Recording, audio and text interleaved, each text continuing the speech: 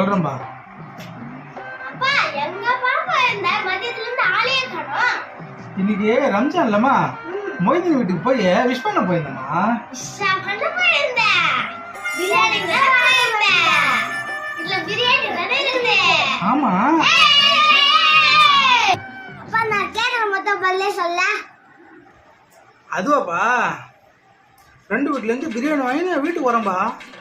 வரவையில் நம்ம தெரு முனையில 5 நாய்ங்க அப்பா சுத்து போட்டுச்சிங்கன்னா அது என்ன முறைக்கண்ணா, அதுங்களை முறைக்கா, அதுங்க என்ன கடிக்கா, அப்பா அதுங்களை கடிக்கா. பிரியாணிக்கு லெக் பீஸுங்க ஆசைப்பட்டு எல்லாம் தெத்துதுங்க அப்பாவா. 3 மணி நேரம் போறான் நம்பர். சும்மா விடுவேனா, அதுங்க லெக் பீஸை மொத்தம் கடிச்சு விட்டேன். 200 ரூபாய் கொடுத்தா பாய்க்கல்ல பிரியாணி தர போறாங்க. அதை விட்டுட்டு நாய் கூட இல்லாம சண்டை போடுவேன். இவ்வளவு கஷ்டப்பட்டு பிரியாணி வாங்கி கூட சாப்பிட முடியாதுப்பா. ஏன்